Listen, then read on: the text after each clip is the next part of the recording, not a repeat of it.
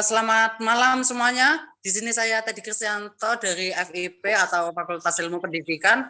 Di sini saya akan memandu kalian dalam kelompok saham lagi tentang bagaimana kita membahas tentang kekerasan seksual. Dan kekerasan seksual apa sih itu? Dan kita akan melihat dengan pengertian penyebab, dampak, contoh, pencegahan, dan kritik dan saran yang akan sangat berguna bagi wawasan kita tentang kekerasan seksual. Dan pertama, mari kita dengarkan dari penjelasan Kak Septi yang akan menjelaskan tentang lingkup pengertian. Silakan waktu dan tempat dipersilakan untuk Kak Septi. Terima kasih. Baik, Assalamualaikum warahmatullahi wabarakatuh. Sebelumnya aku ucapin terima kasih ke Kak Teddy karena sudah memberikan kesempatan dan juga waktunya. Perkenalkan, nama aku Septina Praditya Malik dari jurusan Kimia, Fakultas Matematika dan Ilmu Pengetahuan Alam. Nah, pada kesempatan kali ini aku mau memberikan opini aku tentang pengertian dari kekerasan seksual. Oke teman-teman, seperti yang kita tahu, kalau kekerasan seksual itu kan terdiri dari dua kata ya, yaitu dari kata kekerasan dan juga seksual. Nah, untuk kekerasan itu dapat diartikan sebagai suatu tindakan yang bertujuan untuk melukai, menyakiti, ataupun mencederai orang lain. Sedangkan untuk itu sendiri biasanya sering dikaitkan ataupun dihubungkan dengan organ intim dari seseorang. Jadi, kekerasan seksual dapat diartikan sebagai setiap tindakan, baik berupa perbuatan maupun ucapan yang dilakukan oleh seseorang untuk menguasai ataupun memanipulasi orang lain, serta membuat orang lain tersebut terlibat dalam suatu aktivitas seksual yang tidak dikehendaki. Jadi demikian teman-teman opini aku tentang pengertian dari kekerasan seksual. Apabila ada kesalahan, aku mohon maaf. Dan wassalamualaikum warahmatullahi wabarakatuh. Selanjutnya aku kembalikan ke moderator. Oke, terima kasih Kak Septi untuk penjelasannya. Dan yang kedua kita akan membahas tentang pengertian lagi, dan itu adalah aku sendiri sebagai moderator. Dan di sini saya akan menjelaskan tentang pengertian dari kekerasan seksual. Dan apa sih kekerasan seksual itu? Dan mari saya akan bacakan yang pertama ya teman-teman. Jadi kekerasan seksual itu menurut saya sendiri adalah tindakan yang dimana memaksa korban untuk dipegang dan juga aba ataupun semacam itu, yang dimana dilakukan dengan cara pemaksaan, dan meskipun tanpa paksaan pun itu tetap saja tidak boleh teman-teman. Dan kekerasan seksual itu sendiri sangat berbahaya menurut aku sendiri, dan itu sangat tidak boleh sih menurutku. Emang hukumnya tidak boleh. Nah, seperti itu. Dan aku akan menjelaskan tentang gimana sih pengertian dari ahli-ahli. Yang pertama dari sebentar ya teman-teman, dari komunitas perlindungan perempuan, yang dimana ia mengatakan bahwa kekerasan seksual sebentar teman-teman. Kekerasan seksual dari komunitas perempuan yang dilansir dari Rika Rosvianti mengatakan bahwa kekerasan seksual adalah setiap tindakan berupa ucapan maupun perbuatan yang dilakukan seseorang untuk menguasai atau memanipulasi orang lain serta membuat terlibatnya adalah aktivitas seksual yang tidak dikehendaki oleh korban. Dan mungkin itu saja yang bisa saya sampaikan dari pengertian dari kekerasan seksual. Dan selanjutnya kita membahas tentang pengertian lagi, yaitu Kak Ratna. Untuk waktu bisa dimulai dari 2 menit atau kurang juga boleh, dan tempat dipersilakan Kak Ratna. Bismillahirrahmanirrahim. Assalamualaikum warahmatullahi wabarakatuh. Sebelumnya saya berterima kasih atas kesempatan yang telah diberikan kepada saya. Jadi untuk definisi daripada kekerasan seksual menurut perspektif saya, ada kondisi di mana seseorang melakukan hal-hal berbau seksualitas kepada entitas tertentu tanpa adanya persetujuan eksplisit. Jadi perlu digarisbawahi bahwa untuk kekerasan seksual dan juga pelecehan seksual itu sebenarnya adalah dua konsep yang berbeda. Dan karena kita membahasnya seksual, saya katakan bahwa kekerasan seksual itu adalah 2 atau 3 tingkat lebih ekstrim daripada pelecehan seksual. Nah, hal ini meliputi sentuhan di beberapa bagian seksualitas, baik ada pria maupun wanita dan oleh pria maupun wanita. Kemudian adanya tindak penjamahan organ vitalitas terhadap entitas korban, dan yang menunjukkan hal-hal berbau seksualitas. Dan kesemuanya itu dilakukan tanpa adanya persetujuan secara eksplisit. Jadi untuk persetujuan secara eksplisit itu adalah persetujuan yang dilakukan secara sadar oleh kedua belah pihak yang bersangkutan. Jadi apabila nanti kondisi entitas itu berada di titik kesadaran yang rendah, maka boleh jadi atau bisa dikatakan bahwa tindakan seksualitas yang dilakukan pada saat itu bisa masuk dalam kategori kekerasan seksual atau juga pelecehan seksual. Demikian opini yang dapat saya sampaikan, saya kembalikan ke moderator. Terima kasih banyak.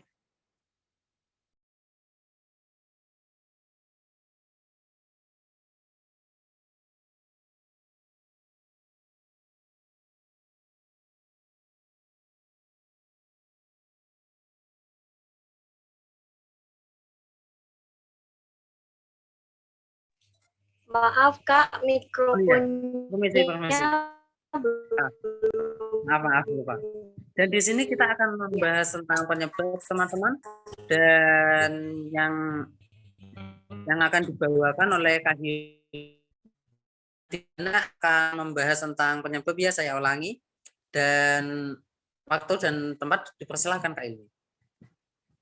Terima kasih Kak Teddy atas kesempatan dan waktunya. Baik, di sini saya akan menjelaskan tentang penyebab dari kekerasan sosial.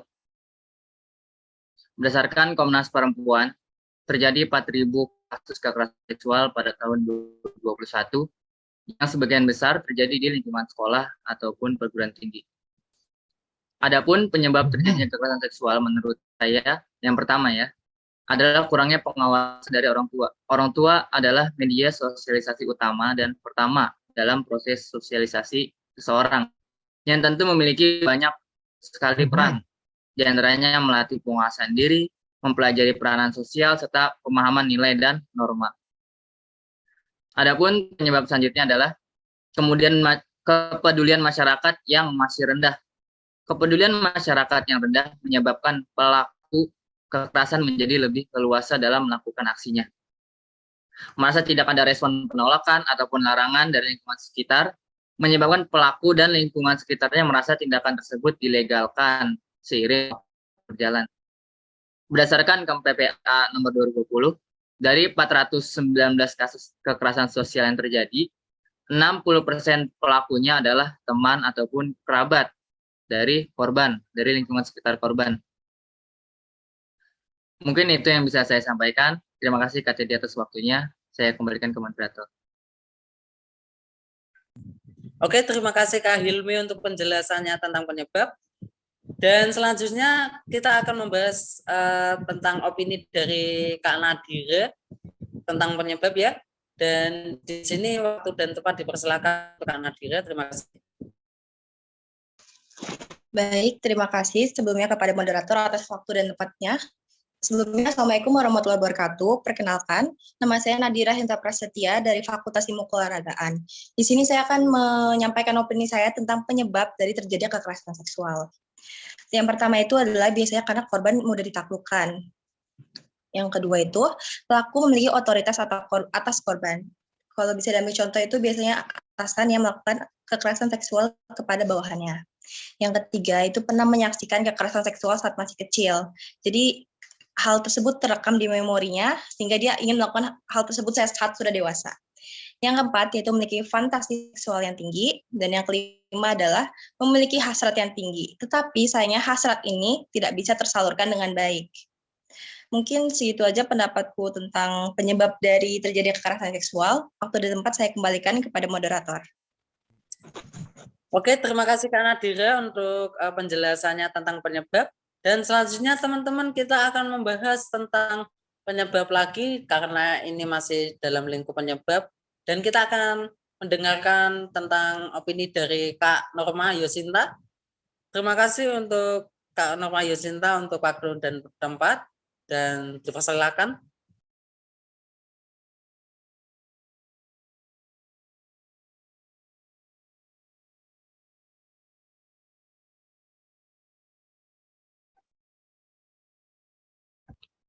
Kak, itu mic-nya.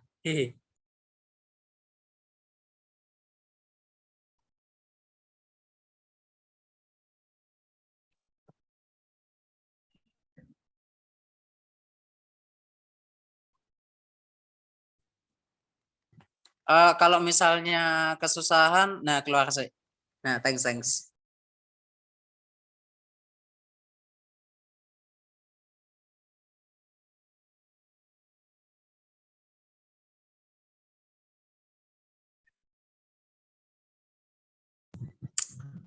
Maaf teman-teman semuanya, kita sedang ada kendala dalam Norma.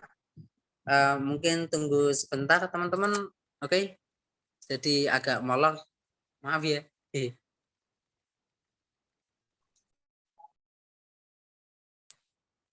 Oke. Jadi untuk membahas tentang Kak Norma nanti dulu aja. Kita akan membahas tentang dampak dalam lingkup dampak sekarang, dan yang pertama kita akan mendengarkan opini dari Kak Ellen.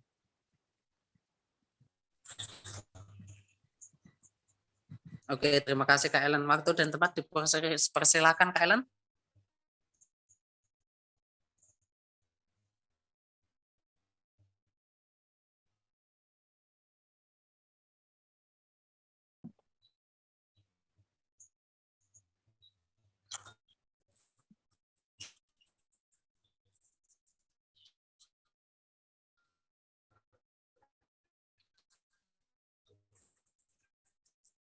Suaranya kurang jelas Kak Ellen. Tolong kalau misal kurang jelas itu videonya tolong dimatikan aja nggak apa-apa. Baik, terima kasih kepada moderator. Oke. Perkenalkan nama saya Zaini, korbannya. Dampak pelecehan seksual terhadap psikis korbannya tidak main-main. Tidak sedikit dari mereka yang mungkin mengalami trauma.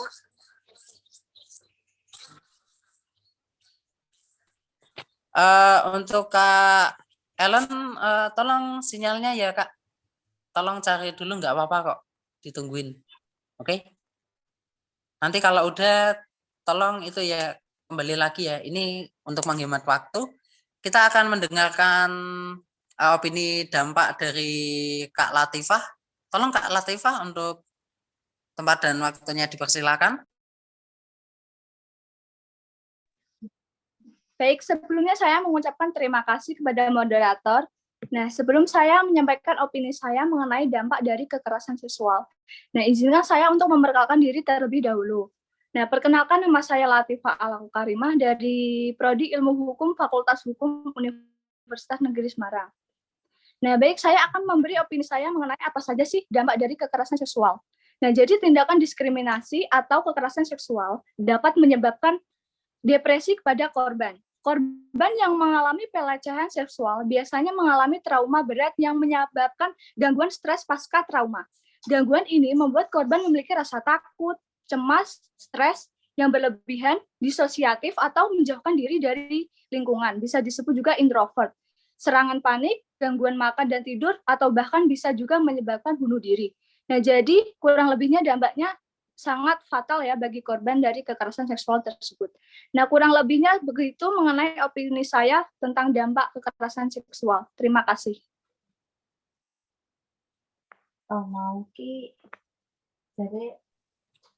Oke, terima kasih penjelasan tentang dampaknya Kak Latifah, dan sekarang kita akan memberitahu kalian semua tentang bagaimana sih contoh-contoh atau ya contoh-contoh sih, contoh-contoh nyata apa yang bisa dilihat dari kekerasan seksual agar kita bisa berhati-hati untuk tidak main-main dengan kekerasan seksual gitu loh. Dan yang pertama adalah Kak Nadia. Untuk Kak Nadia, waktu dan layar dipersilakan ya. Oke, terima kasih. Terima kasih untuk moderator atas kesempatannya. Perkenalkan, saya Nadia Adriana dari Prodi Pendidikan Bahasa Inggris, Fakultas Bahasa dan Seni. Pada kesempatan ini, saya ingin memberikan opini terkait salah satu jenis kekerasan seksual, yaitu pelecehan seksual non-fisik ya. Kekerasan seksual tidak hanya tentang pemerkosaan yang dimana pelaku melakukan kontak langsung pada korban, tetapi kekerasan seksual juga bisa berupa seperti intimidasi, ancaman, dan yang katanya candaan atau sindiran dengan sasaran seksualitas korban. Sayangnya ya, di Indonesia saat ini, pelecehan verbal ini masih dianggap wajar. Belum begitu banyak yang memahami bahwa kekerasan seksual juga dapat berupa ucapan.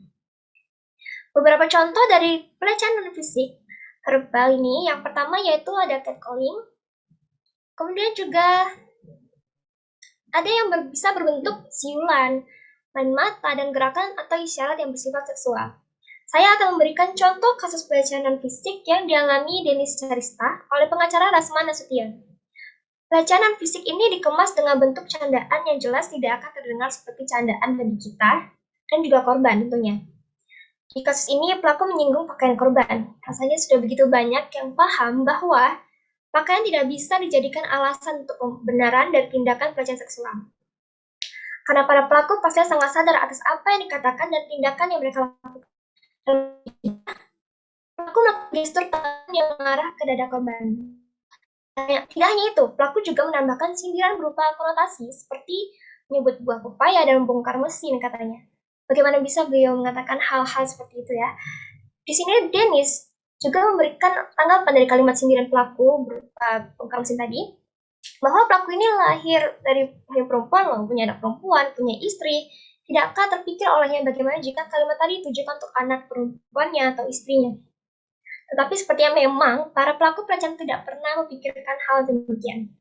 Dari opini ini dan contoh yang saya berikan, diharapkan untuk kita semua atas kesadaran bahwa kalimat-kalimat yang kita anggap mungkin awalnya hanya candaan bisa membuat kita menjadi pelaku pelecehan seksual. Saya juga ingin menegaskan bahwa siapapun tidak pantas menerima pelecehan seksual dalam bentuk apapun. Sekian dari Nadia, mohon maaf jika terdapat kesalahan pemilihan kata. Terima kasih atas perhatiannya. Saya kembalikan kepada moderator. Oke, terima kasih Nadia untuk penjelasan tentang contoh-contoh kekerasan seksual. Dan selanjutnya ada Sakif untuk menjelaskan opini Anda tentang contoh-contoh tentang kekerasan seksual ya. Di sini waktu dan layarnya dipersilakan. Sebelumnya suaranya kedengeran nggak? Dengar. Oke, terima kasih kepada Kak Teddy ya sebagai moderator. Perkenalan dulu ya, nama aku Ayus Habib Davani dari jurusan Teknologi Pendidikan Fakultas Ilmu Pendidikan. Kali ini aku akan mengambil contoh tentang kasus kekerasan seksual yang dilakukan oleh guru ngaji ataupun ahli agama terhadap muridnya. Tentu hal ini merupakan perbuatan yang sangat di luar nalar ya, karena seharusnya seorang yang ahli dalam agama itu membimbing murid-muridnya agar lebih paham agama, tetapi hal ini malah sebaliknya. Itu mereka, para guru ngaji, malah melakukan hal-hal yang tidak senonoh kepada murid-muridnya.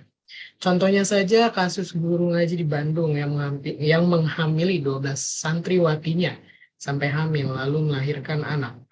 Kemudian hasil anak tersebut dijadikan untuk bisnis, yaitu bisnis seperti anak yatim ataupun duafa ya, yang dimana hal tersebut sangat miris sekali atau sangat tidak senonoh. Perbuatan tersebut juga banyak dikecam oleh orang-orang karena sudah jelas itu perbuatan yang sangat salah dan mendapatkan dosa yang sangat besar. Apalagi kalau kita memiliki ilmu agama yang sangat luas, harusnya kita menggunakannya dengan sebaik-baiknya untuk menolong orang. Jangan sampai kita melakukan perbuatan yang tidak senonoh seperti yang contoh di atas. Mungkin kita juga harus bisa menjaga anggota tubuh kita agar tidak melakukan kekerasan seksual ataupun menjadi korban kekerasan seksual, dan selalu membela diri ya. Mungkin cukup sekian dari saya kembalikan ke moderator. Terima kasih. Oke, terima kasih untuk Kak Sakif ya tentang contoh-contohnya, dan selanjutnya untuk Kak Salsabila untuk memberikan opini tentang contoh-contoh kekerasan seksual. Waktu dan layak dipersilakan, Kak. Terima kasih banyak untuk moderator atas waktunya. Halo semuanya, saya Salsabila Balkis Aliatul Muna dari Prodi Pendidikan Bahasa Inggris, Fakultas Bahasa dan Seni. Di sini aku mau kasih contoh sedikit tentang kekerasan seksual yang terjadi di masyarakat, khususnya kekerasan seksual yang terjadi pada laki-laki atau lelaki dewasa. Sebenarnya hal ini cukup tabu di masyarakat kita. Stigma toxic masculinity yang ada di masyarakat menyebabkan masyarakat menjadi yakin bahwa laki-laki tidak akan mengalami kekerasan seksual karena mereka dianggap kuat untuk melawan sang pelaku seksual. Jika diteliti, ada beberapa kasus yang sempat ramai diperbincangkan di masyarakat. Salah satunya adalah kasus Reinhard Sinaga, yang seorang pria yang melakukan kekerasan seksual terhadap 48 korban pria dalam kurun waktu 2,5 tahun. Nah, ia melakukan perbuatan tersebut dengan cara merayu dan memberikan obat bius untuk melumpuhkan korban. Lalu, jika sudah begini, bagaimana sang korban dapat menyelamatkan diri? Para korban yang ada mengalami trauma yang sangat mendalam, dan tidak sedikit dari mereka yang memikirkan untuk bunuh diri karena perbuatan kejinya. Maka dari itu, menurut saya, kekerasan seksual itu dapat terjadi kepada siapapun dan tidak terbatas oleh gender yang ada. Dan masyarakat Indonesia harus tetap waspada dan sedikit memberikan perhatian lebih terhadap kekerasan seksual yang terjadi kepada laki-laki dan tidak mengabaikan kasus ini. Sekian opini dari saya. Terima kasih banyak. Saya kembalikan ke moderator. Oke, terima kasih untuk Kak Salsabila. Di sini aku ingin beritahu kepada teman-teman yang sedang melihat, untuk Kak Agung, kalau misal, ya udah nggak jadi. Maaf teman-teman mengganggu aktivitasnya. Yang pertama kita akan membahas tentang pencegahan ya lingkupnya. Yang pertama adalah Kak Agung untuk membahas tentang syarat tentang pencegahan kekerasan seksual. Waktu dan tempat dipersilakan Kak Agung.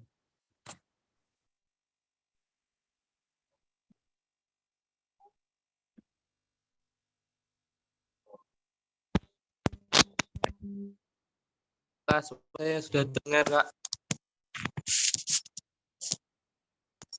Oke, terdengar. Baik, saya mulai. Assalamualaikum warahmatullahi wabarakatuh.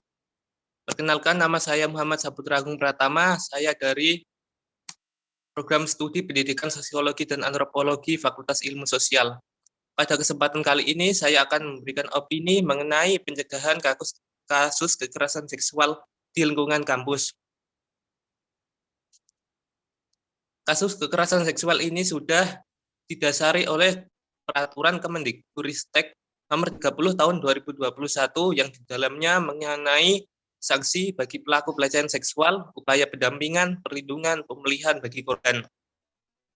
Dari Peraturan Pencegahan Tindak Kekerasan Seksual di lingkup kampus dapat dijabarkan sebagai berikut. Yang pertama, pihak kampus harus memiliki regulasi dan pedoman yang jelas mengenai kasus kekerasan seksual yang di dalamnya muat sanksi pada pelaku dan jaminan pada korban. Yang kedua, pihak kampus melakukan kampanye pencegahan pelecehan seksual. Hal tersebut dimaksudkan untuk memberikan sosialisasi kepada para sivitas akademika agar tidak terjadi tindak pelecehan seksual. Pihak kampus dapat bekerja sama dengan organisasi kemahasiswaan. Dengan adanya kerjasama diharapkan bisa menyerap aspirasi mahasiswa terkait isu kekerasan seksual. Selanjutnya, yang ketiga, pihak kampus menyediakan layanan laporan dan pendampingan. Hal ini akan mempermudah korban untuk memperoleh keadilan dalam kasusnya. Dengan terpenuhinya hak keadilan dapat meminimalisir terjadinya gangguan mental pada korban. Pendampingan juga perlu dilakukan seperti pihak kampus menyediakan ahli psikologi untuk memberikan arahan kepada pelaku agar tidak mengulangi hal tersebut. Pendampingan untuk korban dapat dilakukan sebagai upaya untuk memulihkan keadaan mental korban. Yang terakhir, pihak kampus menyediakan jaminan sosial berupa dana untuk pengobatan penggantian kerugian baik fisik maupun non-fisik pada korban kekerasan seksual. Demikian yang dapat saya sampaikan, kurang lebihnya minta maaf. Assalamualaikum warahmatullahi wabarakatuh. Saya kembalikan kepada moderator. Oke, terima kasih untuk Kak Agung. Dan yang kedua, kita akan membahas tentang pencegahan lagi, teman-teman. Yang dimana kita akan membahas tentang pencegahan kekerasan seksual ini. Yang dimana akan disampaikan oleh Kak Uswatun. Mohon tempat dan layarnya dipersilahkan, Kak. Maaf. Baik, terima kasih kepada moderator. Perkenalkan, nama saya Uswatun Hasanah dari jurusan Pendidikan Guru Sekolah Dasar Fakultas Ilmu Pendidikan. Kasus kekerasan seksual seakan tidak ada habisnya. Hampir setiap hari kita mendengarkan kasus tersebut di media sosial atau di surat kabar. Oleh karena itu, upaya pencegahan kekerasan seksual perlu dilakukan. Beberapa contoh pencegahan secara umum. 1. Membangun sikap saling menghargai antara laki-laki dan perempuan sehingga akan terhindar dari perilaku yang mengarah pada kekerasan seksual karena menganggap bahwa setiap orang memiliki hak untuk dilindungi dan dihormati. 2. Pembuat kebijakan pun harus segera menjadikan pendidikan seks sebagai suatu pelajaran wajib karena dapat dilihat bahwa masih maraknya kasus kekerasan seksual. Dengan adanya pendidikan seks ini, maka akan membentuk suatu pemahaman yang sama akan bahaya dan dampak yang ditimbulkan dari kekerasan seksual. 3. Orang tua pun harus memperhatikan pergaulan anak agar terhindar dari kemungkinan melakukan atau menjadi korban kekerasan seksual dan memberikan pemahaman mengenai cara menghormati orang lain dan tidak melakukan tindakan yang berkaitan dengan kekerasan seksual. Adapun pencegahan yang dapat kita terapkan. 1. Jangan percaya penuh kepada orang. 2. Bersikap tegas. 3. Membekali diri dengan pendidikan seksual. 4. Kuasai beberapa cara melumpuhkan lawan. 5. Mempersiapkan alat pelindung diri. Salah satu bentuk persiapannya adalah membawa alat perlindungan seperti semprotan cabai atau alat strum di dalam tas. 6. Hindari berpergian dengan orang yang baru dikenal. Sekian yang dapat saya sampaikan. Semoga dapat bermanfaat bagi kita semua dan mohon maaf apabila ada salah kata. Saya kembalikan ke moderator. Baik, Kak. Terima kasih untuk penjelasannya, Kak Salsabila. Dan untuk kali ini Kak Norma Yusinta sudah mulai bisa mengerjakan, apakah betul, Kak? Iya, Kak, bisa. Untuk suaranya tolong. Kedengeran nggak? Kedengeran. Tolong lebih lagi, Kak. Halo? Oke, nggak apa-apa. Apa ya? Oke. Baik, terima kasih kepada Kak Teddy selaku moderator. Perkenalkan, aku Norma Yusinta dari jurusan Pendidikan Ilmu Pengetahuan Sosial, Fakultas Ilmu. Saja sih penyebab kekerasan lingkungan masyarakat. Yang pertama, kekerasan seksual terjadi dimulai dari adanya cara berpikir yang tidak setara sehingga menyebabkan salah satu pihak dijadikan objek seksual. Kerap sekali korban kekerasan seksual adalah perempuan dan anak. Sedihnya, korban seringkali disalahkan dalam kasus tersebut. Akibatnya, korban takut melaporkan apa yang terjadi terhadap mereka. Yang kedua, ada victim blame. Masih adanya sikap menyalahkan korban yang mengalami kekerasan seksual, seperti salah sendiri pulang malam atau lihat saja bajunya kebuka gitu. Ada narasi seolah-olah pihak korbanlah yang sengaja memancing kejadian kekerasan seksual tersebut. Yang ketiga, adanya relasi kekuasaan yang tidak seimbang. Relasi kekuasaan yang tidak seimbang antara guru dan murid, di mana guru lebih dominan atas muridnya, menyebabkan seorang pelajar memiliki potensi memiliki tindakan kekerasan seksual. Dalam hal ini, korban seringkali berada di bawah ancaman pelaku, misalnya diancam untuk tidak naik kelas, nilai turun, dan ancaman lainnya. Mungkin hanya itu yang bisa aku sampaikan, kurang lebihnya mohon maaf, aku kembalikan ke Kak Teddy selaku moderator. Oke, terima kasih untuk Kak Norman Yosinta ya. Untuk selanjutnya Kak Ellen, apakah bisa mendengar? Bisa? Oke, suaranya sudah jelas. Oke, mohon dimulai. Baik, terima kasih kepada moderator. Maaf jika tadi ada sedikit kendala. Perkenalkan, nama saya Zelinis Munanda, saya dari Fakultas Bahasa dan Seni. Di sini saya akan menjelaskan mengenai dampak dari kekerasan seksual. Yang pertama adalah bencana psikis bagi korbannya. Dampak pelecehan seksual terhadap psikis korbannya tidak main. Tidak sedikit dari mereka yang mungkin mengalami trauma batin usai tragedi yang memilukan tersebut. Dilansir dari LifeScan, studi pada tahun 2009 mengatakan bahwa wanita yang mengalami pelecehan seksual akan mengalami PTSD 4 kali lebih parah daripada mereka yang mengalami kejadian traumatis yang lain. Berikut ini juga beberapa dampak pada psikis yang umumnya terjadi, di antaranya seperti mudah marah, merasa selalu tidak aman, mengalami gangguan tidur, mimpi buruk, ketakutan, cemas, punya rasa malu yang besar, shock, frustasi, menyalahkan sampai mengisolasi diri sendiri, bahkan stres hingga depresi. Dr. Helen Wilson mengatakan jika di antara wanita yang mengalami kekerasan seksual, 90% dari mereka menunjukkan gejala stres yang akut. Dalam beberapa kasus pelecehan seksual juga bisa menyebabkan PTSD. Hal yang paling mengkhawatirkan menurut para ahli di National Institute of Mental Health, jika PTSD yang tidak ditangani dengan baik bisa menimbulkan keinginan korban untuk bunuh diri. Sekian yang dapat saya sampaikan, dampak dari kekerasan seksual kurang lebihnya seperti itu. Saya kembalikan ke moderator. Oke, terima kasih untuk Kak Ellen. Dan selanjutnya kita akan membahas tentang untuk Kak Uswatun, apakah sudah ya tadi? Mohon maaf. Ya, sudah. Oke, terima kasih. Dan yang selanjutnya kita akan membahas tentang kritik dan saran teman-teman.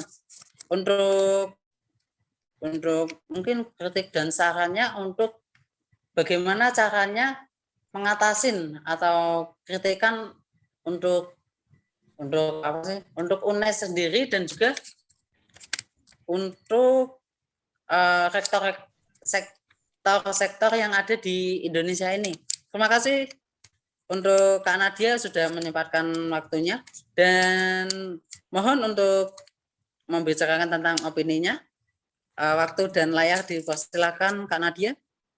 Baik, terima kasih atas kesempatan dan waktunya. Selamat malam semuanya. Perkenalkan, saya mahasiswa baru. Nama saya Nadia Zarotunisa, mahasiswa baru Prodi Pendidikan Ilmu Pengetahuan Sosial, Fakultas Ilmu Sosial. Setelah mendengar opini teman-teman soal kekerasan seksual ini, mungkin saya akan menambahkan sedikit pada opini mengenai kritikan dan saran yang tertuju pada semua kalangan, terkhusus untuk lembaga pendidikan dan juga kementerian. Baik, yang pertama mungkin dari masyarakatnya sendiri. Masyarakat harus mulai melek dan lebih paham soal dampak-dampak negatif yang ditimbulkan dari kekerasan seksual itu sendiri dan mulai berbenah menemukan cara bagaimana caranya menjadikan lingkungannya terbebas dari kekerasan seksual. Lalu mungkin bukan hanya masyarakatnya, namun juga pemerintah dan kementerian harus lebih memberikan penanganan yang serius soal kekerasan seksual ini. Salah satunya adalah Kemendikbudristek harus merevisi kembali soal peraturan nomor 30 tahun 2021 tentang pencegahan dan penanganan kekerasan seksual di perguruan tinggi yang sempat ramai diperbincangkan karena pasalnya yang sangat kontroversial. Selanjutnya, pemerintah bisa mulai menerapkan sanksi serius soal kekerasan seksual di kalangan perguruan tinggi ini dengan menjatuhi hukuman seperti menurunkan akreditasi atau bahkan mencabut izin operasional perguruan tinggi tersebut. Lalu selanjutnya, lembaga pendidikan, khususnya universitas, bisa mulai membentuk tim khusus mengenai penanganan kekerasan seksual ini yang bersifat objektif dan berpihak pada korban, serta memastikan korban mendapatkan pendampingan, perlindungan, dan pemulihan yang tentunya dengan persetujuan korban. Mungkin itu saja yang bisa saya sampaikan. Mohon maaf apabila terdapat pemilihan kalimat yang kurang tepat. Saya kembalikan ke moderator. Oke, terima kasih Kak Nadia untuk penjelasan kritik dan sarannya. Dan selanjutnya kita akan mendengarkan opini dari Kak Ana, yang dimana akan membahas tentang kritik dan saran. Untuk waktu dan layarnya dipersilakan Kak Ana. Terima kasih. Baik, terima kasih atas waktunya Kak Teddy. Sebelumnya, perkenalkan nama saya Eka Febriana dari Fakultas Ekonomi Prodi Akuntansi. Saya ingin menyampaikan opini saya mengenai kritik terhadap beberapa oknum kepolisian terkait penanganan korban kekerasan seksual. Saya pikir pihak kepolisian tidak melindungi korban dan seringkali melakukan reviktimisasi terhadap korban. Hal ini didasari oleh beberapa pengakuan korban yang dimintai alat bukti. Padahal hal tersebut adalah tugas kepolisian. Bahkan para korban diminta melakukan reka adegan ulang kejadian pelecehan seksual saat proses penyelidikan. Bukankah hal tersebut sangat tidak etis? Ketika korban yang masih memiliki trauma fisik dan psikis diminta mengulang kembali sumber traumanya, dan apabila korban tidak bisa melakukannya, maka pelaku pelecehan tersebut akan terus berkeliaran bebas, adanya secuil penyesalan. Jadi, polisi membela pelaku atau korban. Sekian dari saya kembalikan kepada moderator. Terima kasih.